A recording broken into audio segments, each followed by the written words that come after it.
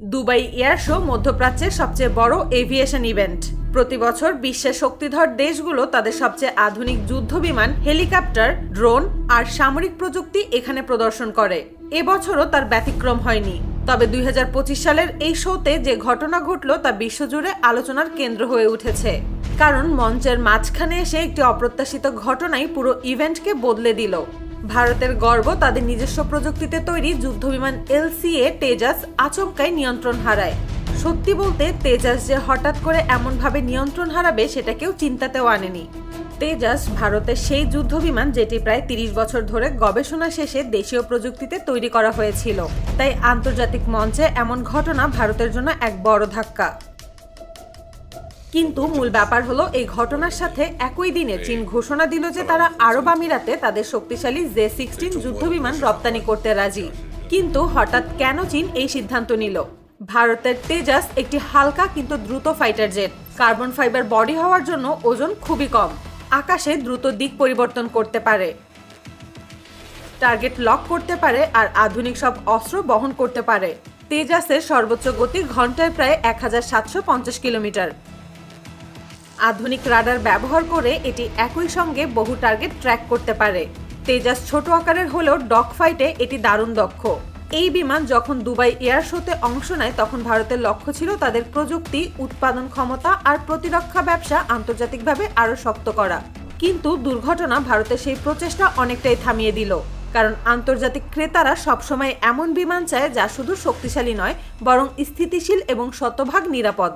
ঠিক এই সময় আরেকটি বড় ঘোষণা আসে যা রাজনৈতিক ও সামরিক মহলে আলোচনার কেন্দ্র হয়ে ওঠে। চীন ঘোষণা দিল যে তারা সংযুক্ত আরব আমিরাতে J-16 ফাইটার জেট রপ্তানি করতে চায়। সুস্পষ্টভাবে বোঝা যাচ্ছে চীন এই সুযোগকে কৌশলগতভাবে কাজে লাগাতে চায়। চীনের J-16 আসলে 2 ইঞ্জিন বিশিষ্ট একটি ভারী মাল্টি রোল ফাইটার জেট। এর সর্বোচ্চ গতি ঘন্টায় 2160 কিলোমিটার, যা এটিকে ডগ ফাইটে অত্যন্ত শক্তিশালী করে তোলে। এই বিমানের রেঞ্জ অনেক দীর্ঘ, ফলে এটি একবার টেক অফ করলে প্রায় 1500 কিলোমিটার পর্যন্ত উড়ে গিয়ে অ্যাটাক করে আবার ফিরে আসতে পারে। সাথে বহন করতে পারে ভয়ঙ্কর PL-15 মিসাইল, যার রেঞ্জ 200 কিলোমিটারের উপরে। এছাড়াও এই বিমান এয়ার টু এয়ার মিসাইল এমনকি গাইডেড মিসাইলও বহন করতে পারে। J-16কে এত ভয় পাওয়ার কারণ হলো এটা একই সাথে আকাশে আর মাটিতে লাগাতার অ্যাটাক চালিয়ে যেতে পারে। পশ্চিমা দেশগুলো এখনো কিছু প্রযুক্তি আরব আমিরাতকে দিতে অনিচ্ছুক, যেমন F-35 যুদ্ধবিমান। সেই স্থানে নিজেদের বাজার দখল করতে চাইছে চীন। ভারত দীর্ঘদিন ধরে মধ্যপ্রাচ্যে তাদের ফাইটার জেট বিক্রি করতে চায়। চীনও একই জায়গায় নিজেদের বাজার বাড়াতে চায়। আর সেই প্রতিযোগিতার মঞ্চেই দুবাই এয়ার শো সবচেয়ে গুরুত্বপূর্ণ জায়গা।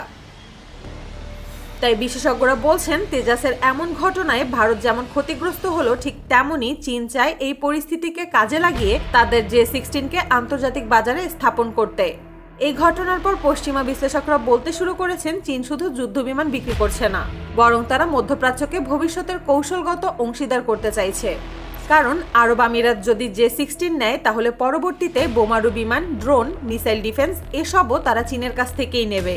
ফলে আমেরিকার প্রভাব এসব জায়গায় কমে যাবে। তবে ভারতের অনেক বিশেষজ্ঞ বলছেন ঘটনা যাই হোক এটি তেজাসের সক্ষমতাকে প্রশ্নবিদ্ধ করে না। কারণ তেজাস ইতোমধ্যেই ভারতীয় এয়ারফোর্সে সফলভাবে বহু বছর ধরে ব্যবহার হচ্ছে। এছাড়া তেজাসের নতুন সংস্করণ তেজাস MK2 আরও শক্তিশালী ইঞ্জিন, আরও উন্নত রাডার এবং আরও বড় অস্ত্র বহন ক্ষমতা নিয়ে আসছে। তবে আন্তর্জাতিক মঞ্চে ইমেজের প্রভাব সবসময় বড়। ভিডিও বিশ্লেষণ, মিডিয়া রিপোর্ট সবকিছু মিলিয়ে ভারতের যুদ্ধবিমানের উপর আস্থা সাময়িকভাবে হলেও কমে গেছে। ঠিক সেই মুহূর্তে চীন তাদের J-16 বিক্রির ঘোষণা দিয়ে পুরো গেমটাই পাল্টে দিয়েছে। প্রশ্ন এখন একটাই, মধ্যপ্রাচ্যের এয়ার পাওয়ার রেস এখন কোন দিকে যাবে? চীনের এই ঘোষণা দক্ষিণ এশিয়া, মধ্যপ্রাচ্য আর বৈশ্বিক সামরিক রাজনীতির এক নতুন প্রতিযোগিতার সূচনা। আর পশ্চিমা বিশ্ব হতবাক হয়ে দেখছে কিভাবে দুই এশীয় শক্তি বিশ্ব প্রতিরক্ষা বাজারে নিজেদের অবস্থান সমানে বজায় রাখছে। আসন্ন বছরগুলোতে হয়তো আরও বড় পরিবর্তন দেখা যাবে। তেজাস যুদ্ধবিমানের আপডেট কবে আসবে, চীনের J-16 আমিরাত নেবে কিনা, এগুলো নির্ধারণ করবে ভবিষ্যতের আকাশ রাজনীতি কোন দিকে যাবে।